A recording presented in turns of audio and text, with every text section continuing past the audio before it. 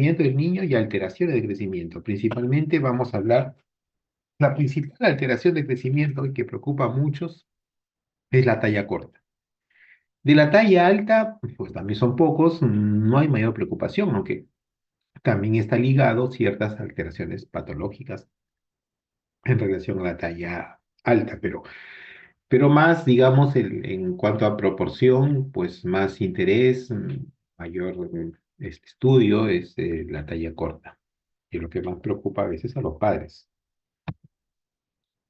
Veamos, ustedes cuando estén en su serums, cuando estén en su consultorio, siempre en algún momento van a tener a una mamá que les pregunta por su niño de 9, 8, 7 años de edad y que les dice que le preocupa porque es el más chato de la clase. Todos sus amigos son más altos y él no, ¿no? Entonces dice que es un parto normal, controlado, sin complicaciones, con buen Apgar, peso adecuado, talla adecuada. Recibió lactancia materna, sigue recibiendo lactancia materna. A lactancia correcta a los 6 meses, todas sus vacunas, no se ha enfermado, pero el peso es de 23 kilos, ya tiene 9 años y talla un metro 22, ¿no? Que en la tabla es menos de 2 desviaciones estándar. El examen por aparato y sistemas es normal. Entonces, aquí surgen algunas preguntas, ¿no? De nosotros. Primero, ¿todos los niños crecen igual? ¿Tienen el mismo ritmo de crecimiento? ¿Cuándo ustedes deben sospechar de una enfermedad? ¿No? De decir esto no está bien, acá hay algo malo, vamos a hacer mayores estudios. Y si yo estoy en un centro de salud, en una posta, pues orientar a los padres o hacer la derivación correspondiente a un hospital de mayor complejidad, donde pues haya profesionales que puedan ayudarlo. ¿Y qué exámenes podríamos solicitar si estamos en un hospital que cuenta con algunos recursos? ¿Cuál será el diagnóstico, ¿no? que vamos a dar? Entonces, esas preguntas vamos a tratar de responderlas en esta clase que vamos a tener ahora. Entonces, como decíamos, el crecimiento como el desarrollo en el ser humano, como en los animales también, empiezan desde la fecundación, desde la concepción.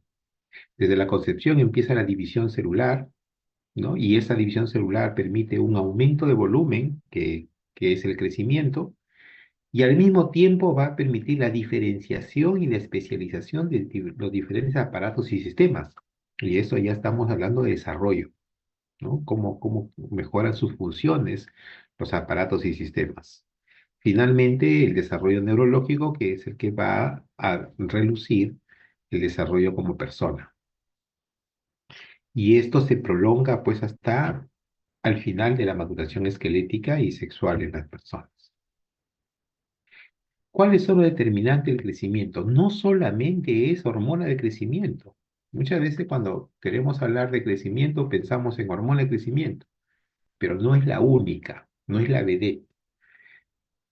Hay otros factores y se dividen nuestros determinantes de crecimiento en endógenos y en exógenos, ¿no? Dentro de los endógenos está pues el material genético, evidentemente, las hormonas que actúan en el individuo, la raza, algunos temas metabólicos.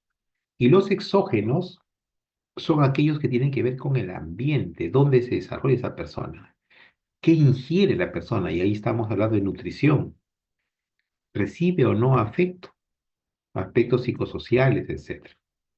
Entonces, estos factores endógenos y exógenos están actuando desde la vida intrauterina. Desde la vida intrauterina ya existe un efecto de esto. ¿De acuerdo? Entonces, vean acá, por ejemplo, algunos en este gráfico en relación al crecimiento de los niños. Es penoso decir que el Perú se encuentra entre los 5 países con mayor prevalencia de talla baja. O sea, que los peruanos, en términos generales, somos chatos. Pensar de que, ¿qué cosas favorecen el crecimiento? Un descanso adecuado, ejercicio a cierto nivel, un adecuado ambiente familiar. Las enfermedades van en contra, una buena nutrición y los factores hormonales. ¿Ok? Entonces, eso tener en cuenta para aconsejar a unos padres. En términos generales, yo en la práctica clínica aprendí a decir a los pacientes tres cosas cuando me preguntaban en relación al crecimiento. Esto depende del material genético que has dado tú como mamá y tú como papá. Y sobre eso no se puede hacer nada ya. Ahí no podemos hacer nada. Ya está, el material está allí, es la herencia. Ya está. Pues si los papás genéticamente son bajos, no esperemos que los hijos sean gigantes. Esperemos que sean más altos que los padres, sí, eso es posible. Y el otro aspecto importante es la nutrición adecuada. Si yo le doy ladrillos adecuados, cemento adecuado para un buen crecimiento y desarrollo, va a desarrollar bien. Pues la nutrición es fundamental y eso es una debilidad en nuestro país. Los índices de anemia son que llegan casi al 50% en algunos lugares. Y la tercera pata de esto, el tercer aspecto, es el ambiente. Y el ambiente engloba fundamentalmente eh, la actividad física, ¿no? La actividad física. Entonces, el buen descanso, el buen descanso, exactamente. Entonces, esos aspectos es importante que ustedes hagan ver a los padres cuando vean el tema del crecimiento. La velocidad del crecimiento, que es la cantidad en centímetros que un niño crece en una unidad de tiempo, generalmente medida por mes o por año. Yo digo, tiene una velocidad de 5 centímetros por año a determinada edad, o ha crecido 2 centímetros por año y debía crecer más. Entonces, cuando la velocidad de crecimiento se altera en un niño, hay que parar las orejas porque algo puede estar pasando. Si un niño se enferma, deja de crecer. Entonces la velocidad de crecimiento disminuye. Entonces, muchas veces, antes de notar esa disminución en talla, lo que notamos más pronto es la disminución de la velocidad de crecimiento. Entonces es un signo temprano de muchas patologías que puede tener el paciente, principalmente las crónicas. ¿Cómo valoramos el crecimiento de nuestros niños en consultorio? Pues básicamente haciendo uso de la antropometría. Cuando yo mido, cuando peso, cuando tallo, mido perímetros cefálicos o estoy valorando relaciones con sexo y edad, pues estamos valorando el crecimiento. Y tengo que apoyarme para saber si eso es normal o anormal de curvas. Y en las curvas podemos darnos cuenta que el crecimiento no es igual en toda la población. No todos los niños tienen la misma velocidad de crecimiento. Entonces existen rangos normales. Así como digo, si un niño tiene 5 años, su peso normal debe ser entre 18 y 24 kilos, por ejemplo. Entonces, si está con 19 está bien, si está con 22 está bien. Entonces, tenemos que conocer y manejar las tablas. Y de las tablas hay las curvas OMS, que son de la Organización Mundial de Salud, y las tablas de la CDC. Las tablas de CDC mayormente están expresadas en percentiles y la OMS está en desviaciones estándar. Por norma general, ustedes ya han aprendido en estadística que, los parámetros biológicos cumplen, ¿no? Las curvas de normalidad. Es decir, que más o menos dos desviaciones estándar es lo que se considera normal. Y por debajo de menos dos desviaciones estándar y por encima estaría lo anormal. ¿De acuerdo? O está en alteración. Un aspecto importante para valorar el crecimiento es la edad ósea, ¿no? Y eso se toma mediante una radiografía de mano izquierda.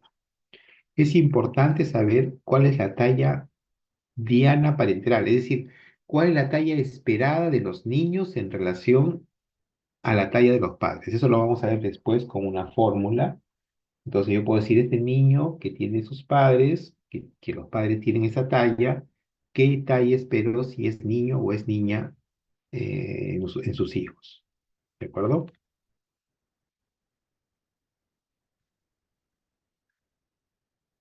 Ahora, la biología del crecimiento lineal. Entonces, el crecimiento depende básicamente de un equilibrio entre la formación de nuevas células y la disminución de o muerte de las células. Evidentemente, cuando existe crecimiento, ese balance está en lado positivo hacia la formación de nuevas células, ¿no? Y esto hace que el cuerpo crezca. Y este mecanismo está regulado por varios factores. Y aquí sí entran los mecanismos endocrinológicos, la hormona de crecimiento, el IGF-1, las hormonas sexuales como los andrógenos, estrógenos, las hormonas tiroideas también tienen una función estimulando la condrogénesis y algunas hormonas también tienen un efecto inhibidor, ¿no? Como los glucocorticoides. Es por eso también que ustedes han escuchado hablar siempre, no abusen de los glucocorticoides que te vas a quedar chato, ¿no? Porque los glucocorticoides tienen un efecto de inhibir en la condrogénesis. Los estrógenos promueven el crecimiento lineal estimulando la hormona de crecimiento y la secreción de IGF-1, ¿de acuerdo? Entonces favorecen y aceleran el- la liberación de los condrocitos. Bien, ¿cómo son los patrones de crecimiento humano? Se habla que existen cuatro fases de crecimiento.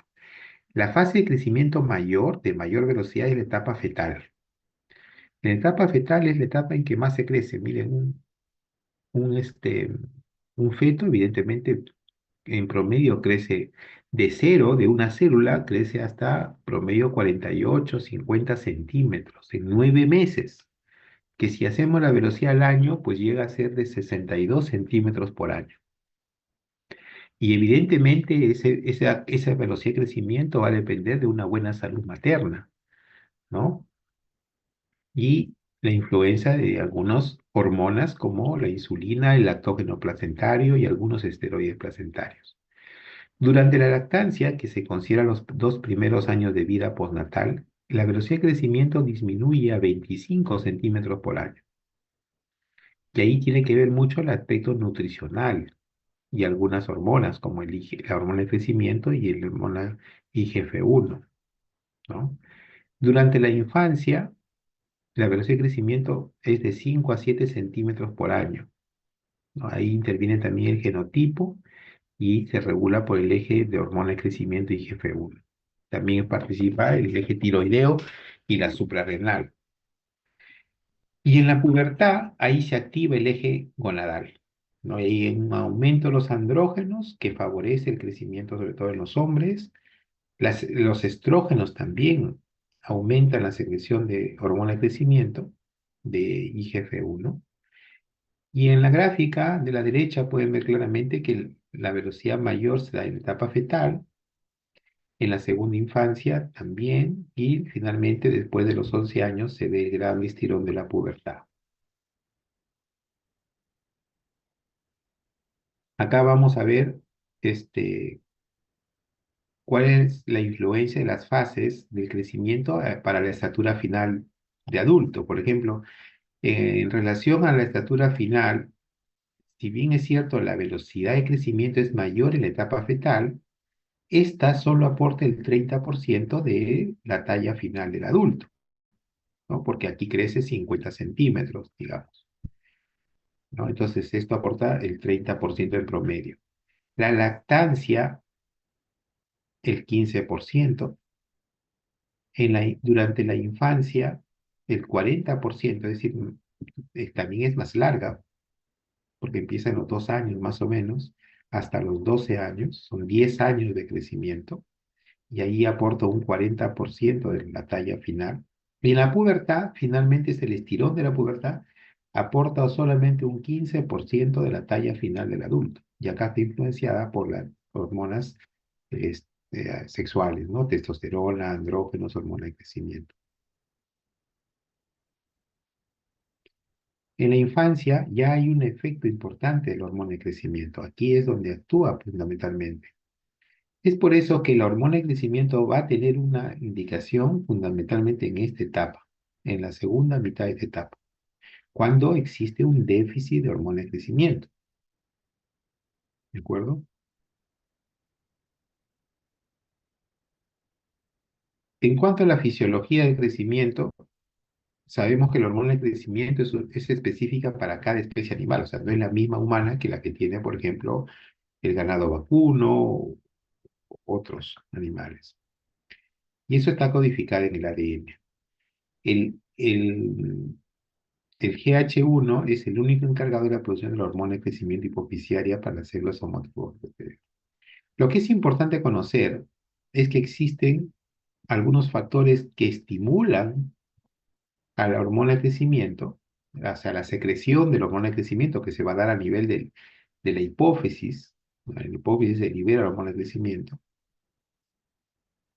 Es, y hay factores inhibidores, ¿no? Por ejemplo, la hipoglicemia es un factor estimulador.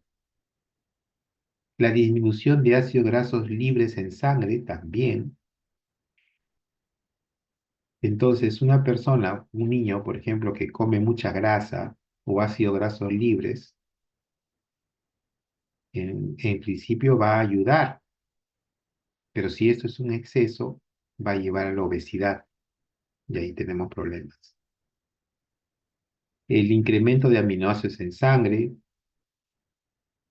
los traumatismos y el estrés también estimulan la secreción de hormonas de crecimiento. Evidentemente, las hormonas sexuales también. Y esto es importante, el sueño profundo en esos estadios 2 y 4, el sueño profundo tiene un efecto estimulador. Y es por eso que he escuchado ustedes que dicen que el niño crece mientras duerme. Entonces, un lactante que para durmiendo, pues va a crecer más, ¿no? Y los factores inhibidores tienen que ver con la hiperglicemia, el aumento de ácidos grasos libres. Si hay más ácidos grasos libres, inhiben a la hormona de crecimiento. Evidentemente, la envejecimiento, la obesidad y el dar hormona de crecimiento exógena. Claro, porque bloquea el eje. Aquí tienen un resumen de las hormonas que están implicadas en el crecimiento. Evidentemente, la primera que surge a la mente es la hormona de crecimiento, pero recuerden que las hormonas tiroideas, los esteroides sexuales y los factores inhibidores de crecimiento, IGF-1, son importantes en la regulación de crecimiento. Estas hormonas están en equilibrio. Bien, habiendo visto que existen varias hormonas que actúan en el crecimiento de los niños, pues y habiendo revisado un poco la fisiología, vamos a hablar de la patología. Y la patología que vamos a revisar es la que más preocupa a los padres, la talla corta, ¿no? La talla corta. ¿Y cómo se define la talla corta? Como aquella que se encuentra por debajo de menos 2 desviaciones estándar. Y si lo vemos por percentiles, por debajo de percentil 3, que corresponde a su edad y sexo. Recuerden que las tablas están en relación al sexo, son azules las de sexo masculino y rosadas las de sexo femenino. ¿De acuerdo? Y aquí tienen un ejemplo de las tablas de la CDC. ¿Cómo se clasifica la talla baja? La talla baja se clasifica fundamentalmente en esos tres aspectos. Las variantes normales, que son las causas más frecuentes de talla baja, variantes normales, los trastornos primarios del crecimiento y el retraso de la talla secundario a algo. Empecemos con las causas como estas últimas, que son el retraso de la talla secundario a qué? Secundario a alteraciones nutricionales, la desnutrición, mala absorción, falta de disponibilidad de alimento. Creo que esta es la causa más grande en el mundo entero. Otras como la anorexia nerviosa, mucho más raras.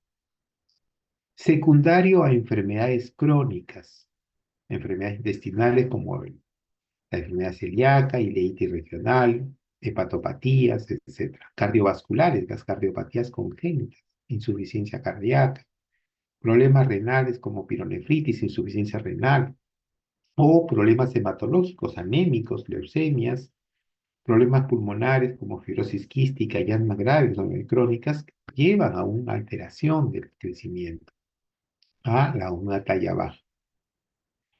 Y finalmente las enfermedades endocrinas, ¿no? O sea, no crece porque hay un trastorno endocrinológico, que son las menores, ¿ah? Miren, las mayores están acá arriba. Alteración del eje somatotropo, o sea, déficit de la hormona de crecimiento. Una hormona de crecimiento inestable o hay insuficiencia del factor IGF-1.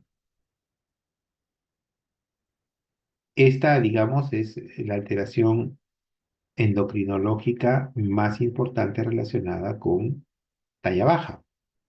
También considerar el hipotiroidismo, sea congénito o adquirido, o el pseudohipoparatiroidismo, algunas formas de raquitismo que tienen que ver con déficit de la vitamina D, y las diabetes mellitus, que son enfermedades endocrinológicas que no se controlan bien, sobre todo la de tipo 1, que afecta a la población infantil, lleva a talla baja. Entonces, recuerden que este retraso de la talla secundario a, pues son los problemas mayores en relación a la talla baja.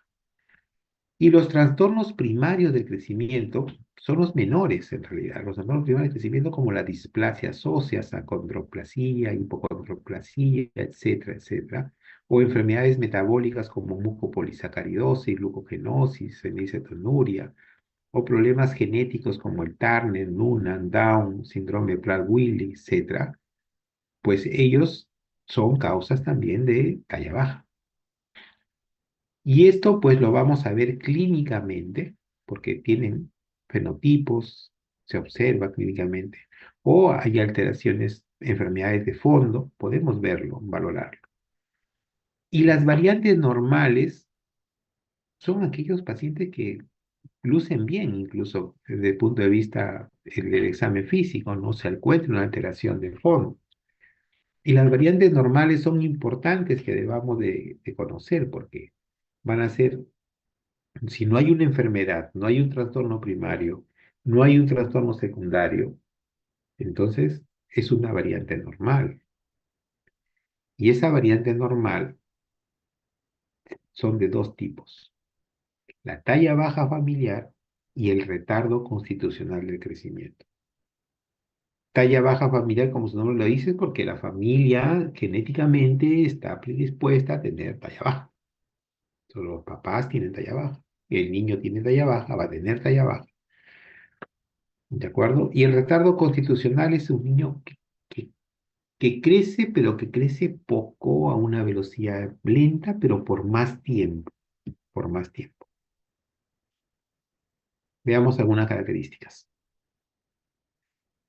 El retardo constitucional, no sé si esto es el anterior, sí estamos bien. El retardo constitucional de crecimiento es la causa más frecuente de talla baja. Aquí lo que hay es historia familiar de retraso puberal, es decir, que este niño demore en madurar, sea niño o niña. Hay un retraso familiar en la familia. Padre, madre tienen historia familiar. Si hacemos una edad ósea, es una edad ósea retrasada, obviamente, porque hay un retraso constitucional. No madura rápidamente. Y aquí la velocidad de crecimiento es normal, solo que está en un percentil inferior. Hay un retraso de pubertad sin un problema de endocrino, no hay una alteración endocrinológica, no hay una enfermedad crónica y muchas veces terminan con una talla normal, crecen por más tiempo, aunque más lentamente. Estos niños no requieren ningún tratamiento y sí requieren consejo. Estos chicos, por ejemplo, acá en la tabla de derecha, durante los primer año y segundo año, tienen talla y peso normal, o sea, están dentro de lo normal. Después de los 2 años empiezan a verse crecer debajo del percentil que hemos mencionado.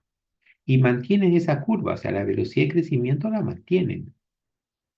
Ya al final de 16, 17, 18 años, empieza un catch-up, termina su maduración más tardíamente y Alcanzan una talla normal, pero no es que sea una normal alta, es una normal baja, cerca del percentil 5, 10, digamos, ¿no?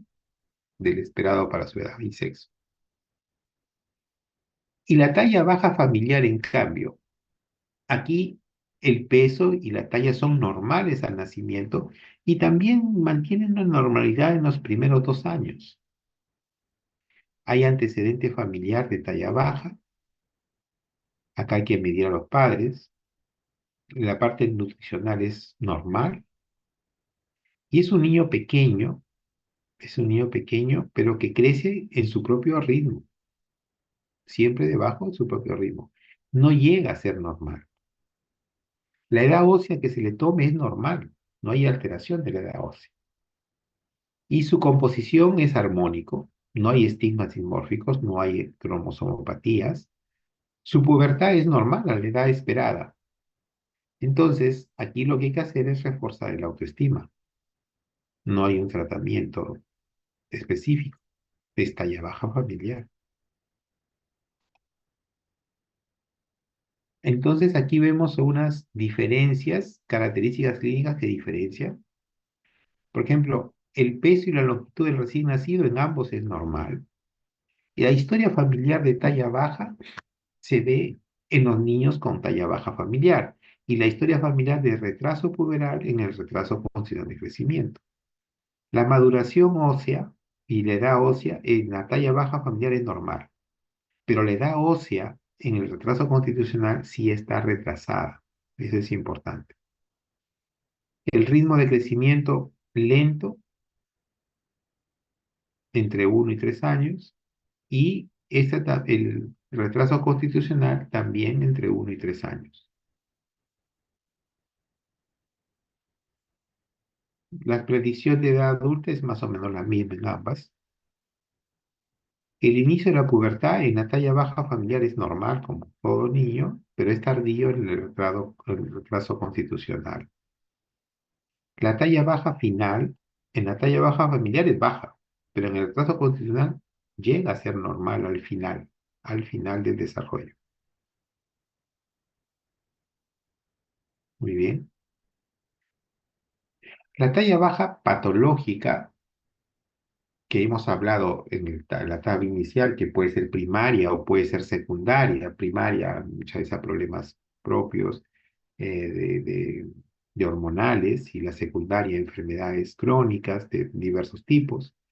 Esta puede dividirse en dos grupos, en la proporcionada, o sea, son pacientes con talla baja, pero que mantienen las proporciones corporales, o no proporcionada. En la primera son las endocrinopatías, por ejemplo. Y en la no proporcionada muchas veces son las cromosomopatías. Bien, hablemos un poco ahora de el déficit de la hormona de crecimiento. El déficit de la hormona de crecimiento genera una alteración de talla baja proporcionada. Su incidencia, pues, es 1 a 4.000 a 10.000 recién nacidos.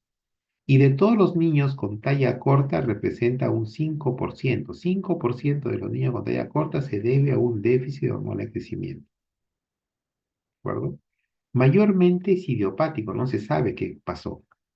Y existen unas causas congénitas, es decir, alteraciones genéticas que están ligadas al X, por ejemplo, que hace que no se produzca hormona de crecimiento. Y también hay causas adquiridas, es decir, por ejemplo, traumatismo, sobre todo cualquier alteración que compromete el sistema nervioso central, que comprometa la hipófisis, como infecciones, radioterapia, quimioterapia que reciba el niño por problemas oncológicos, altera la hipófisis y va a hacer que no produzca lo suficiente de hormona de crecimiento. Entonces, el cuadro clínico es una talla baja armónica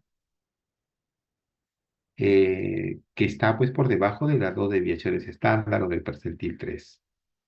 La velocidad de crecimiento está disminuida por debajo del -1 desviación estándar que corresponde. Hay un retraso en la maduración ósea. Y son pacientes con facies pequeña, frente abombada, raíz nasal plana, una facie de muñeca. Hay alteraciones en la dentición, voz aguda, puede haber un ligero sobrepeso y extremidades poco musculosas, ¿no?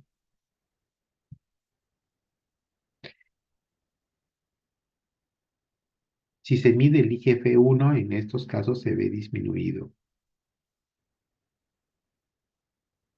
¿Cómo hacemos la valoración clínica de un niño que acude para valorar su crecimiento y ver si está allá abajo? Es mediante la antropometría, ¿de acuerdo? Acá está cómo se hacen las mediciones. Hay que tener en cuenta ver la altura de los padres para ver cuál es la predicción genética, ver si hay antecedentes familiares de retardo de la pubertad o alteraciones del retraso constitucional de crecimiento, si hay estigmas de enfermedad crónica o endocrinológica, y el examen físico para ver si hay estigmas de cromosomopatía o algunos síndromes o enfermedades crónicas que pueda tener el paciente. Entonces, la historia familiar, la talla de los padres, edad en la que los padres tuvieron la pubertad para ver si hubo retraso o no, si hay historia familiar de retraso de la pubertad o crecimiento, si hay endocrinopatías o enfermedades sistémicas. En el niño, saber cuándo empezó a fallar el crecimiento y si hay algunos problemas congénitos que puedan explicarlo. ¿Qué medicación recibe? Historias del entorno, dónde está viviendo. Y aquí una tabla que nos puede ayudar un poco en relación a datos de la historia clínica para ver qué puede ocurrir. Por ejemplo, si la talla consistentemente baja frente a comienzo reciente de falla de medro, pues ahí puede ayudar a distinguir entre talla baja no patológica y de un índice de crecimiento anormal. Si es una talla consistentemente baja, eso es probable que sea una talla baja no patológica, porque va en un mismo canal, en un mismo ritmo de velocidad de crecimiento, no se altera la velocidad de crecimiento. A diferencia de que tenga un fallo reciente, o sea, recién se altera la velocidad de crecimiento y me produce una talla baja. Entonces aquí sí hay un evento patológico que ha determinado este problema, ¿no? Luego, si un paciente tiene nicturia, polidipsia, pensar en diabetes insípida o una tuburopatía. La cefalea al despertar hace pensar en hipertensión endocrinal o un tumor cerebral, etcétera. Y las enfermedades digestivas crónicas con diarrea, dolor abdominal, por ejemplo, en pensar en enfermedad inflamatoria intestinal, Crohn o celiaquismo, que dicho sea de paso en nuestro país es poco frecuente. En Europa sí es mucho más frecuente la enfermedad celíaca. Síntomas respiratorios crónicos que hagan pensar en fibrosis quística y también asma bronquial, ¿por qué no? Enfermedad renal crónica, si hay historias constantes de infecciones urinarias, ¿de acuerdo? Y si hay antecedentes de infecciones cerebrales o tumores del sistema central, pues pensar que hay alteraciones a nivel de hipófisis o hipotálamo.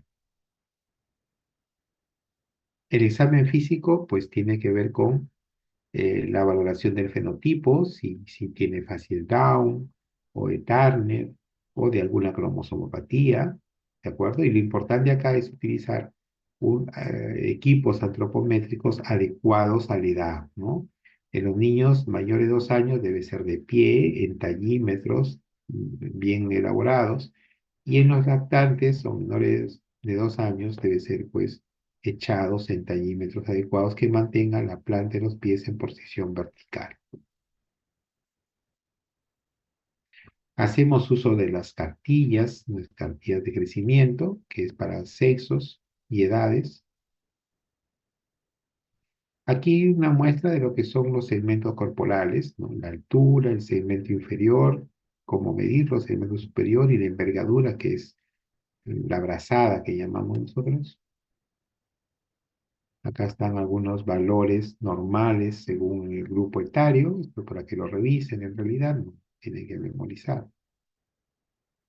Y acá es algo importante de ver cuál es la talla media familiar, o sea, la talla eh, que nos va a permitir decir cuál es la talla diana de mi paciente.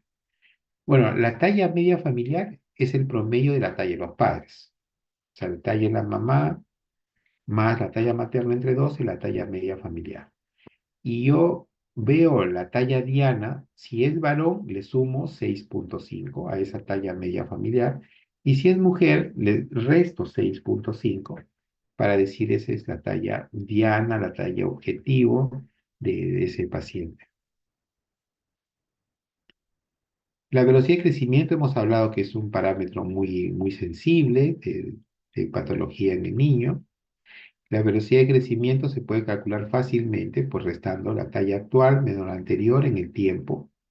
Y si le echo el tiempo en meses, lo multiplico por 12, me va a salir centímetros por año. Entonces, es normal que entre 2 y 4 años el niño crezca entre 5,5 y 9 centímetros por año. Entre 4 y 6 años, entre 5 y 8,5 centímetros por año. ¿De acuerdo? De los 6 años a la pubertad, el niño ya hay una diferencia entre el niño y niña, el niño de 4 a 6 centímetros por año y las niñas 4,5 a 6,5 centímetros por año. Y la adolescencia hay un estirón y lleva pues a 8 a 14 centímetros por año. Esta velocidad de crecimiento tiene que ser en centímetros, ¿de acuerdo? Y se expresa generalmente en años, pero lo puede expresar en meses también. Los niños que están entre el percentil 10 y 25, si bien son normales, hay que estar atentos porque podrían caer debajo del percentil 10. Esta es una gráfica de cómo va la velocidad de crecimiento. Le dije que en el feto quizás es el que tiene la mayor velocidad de crecimiento, ¿no? Al nacimiento pues disminuye y hay una disminución progresiva en los primeros años de vida hasta que llega la pubertad y existe un nuevo incremento del crecimiento, ¿no? Es el estirón de la pubertad que suele ser en las niñas antes, más precozmente, tener el estirón de la pubertad. Por eso que en los colegios, por ejemplo, de alrededor de 12 años, de los chicos de 12 años, 11, 10, 11, 12 años, pues podemos ver que las niñas son mucho más altas que los niños. Después ya cuando llegan a los 14 años, 15 años, los niños terminan pasando a las niñas en talla. Entonces, es importante valorar el índice peso-talla, ¿no? El peso-talla, que es un indicador nutricional también. Cuando este se altera, pues nos orienta a una alteración sistémica, ¿no? Un compromiso eh, sistémico a nivel renal, cardíaco, pulmonar, etc. Una talla baja asociada a un incremento de peso hace necesario descartar una patología endocrina como déficit de la hormona de crecimiento, hipotiroidismo, hipercortisolismo, entre otras. Aquí les muestro, que ustedes lo deben conocer, el estadio Tanner tanto en niños como en niñas, ¿no? De la maduración sexual, que forma parte del examen físico en esta edad. Algunos hallazgos físicos que hacen pensar en enfermedades, por ejemplo, miembros desproporcionadamente cortos en comparación con el tronco, pensar en displasias óseas, ¿no? El tronco desproporcionadamente corto en comparación con los miembros, espondilodisplasias, ¿no? Problemas en la columna. Anomalías esqueléticas, deformidades en tronco, cara, problemas neurológicos y oculares, la mucopolisacaridosis. ¿De acuerdo? Y así. En el primer nivel, los exámenes que pueden solicitarte, pues es la ósea, ¿no?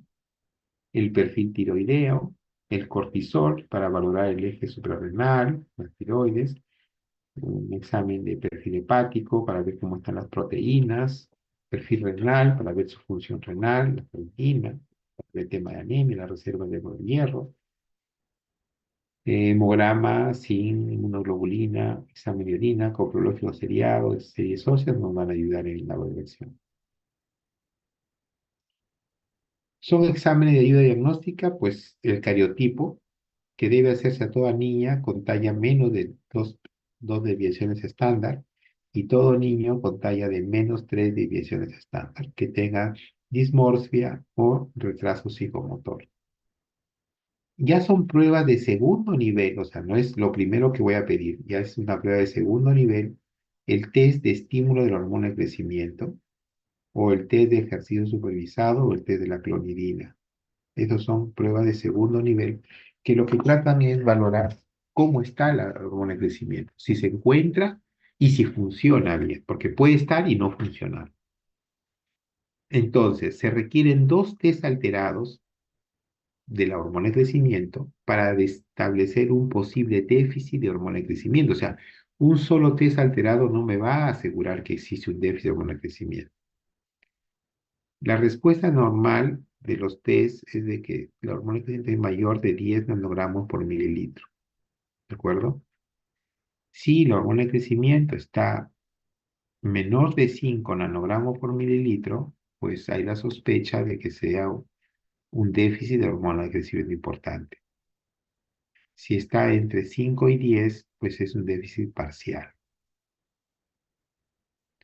La hormona de crecimiento, la evaluación de esta hormona de crecimiento está indicada en todo paciente que tenga una talla menos de 2 deviaciones estándar y una velocidad de crecimiento menos del percentil 25 en un periodo de estudio de 6 meses.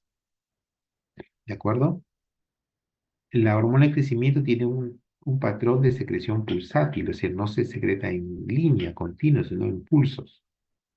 En promedio, son 6 episodios de secreción diaria con niveles séricos mayores por la noche. Y acá tienen ustedes una gráfica que ven esos pulsos que se empiezan al mediodía, digamos, cerca de la noche, y en la medianoche y 4 de la mañana, pues es donde más se secreta la hormona de crecimiento.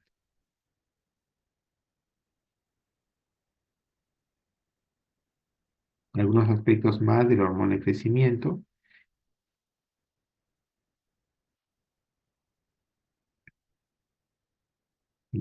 debe ir con calma. Acá son otros factores del crecimiento, el PP3, por ejemplo. Pueden ustedes enterarse de esto. La evaluación radiográfica está en relación a determinar la edad ósea, ¿no? Son métodos de estudio de edad ósea. Hay varios métodos, pero no es necesario que ustedes lo sepan. Esto lo hace el radiólogo, ustedes lo piden, el radiólogo, entendido, pues informa en relación a esta característica. Dice, este paciente tiene edad ósea de tanto, que no necesariamente se va a corresponder con la edad cronológica. Y de esa diferencia ella permite establecer algunos criterios.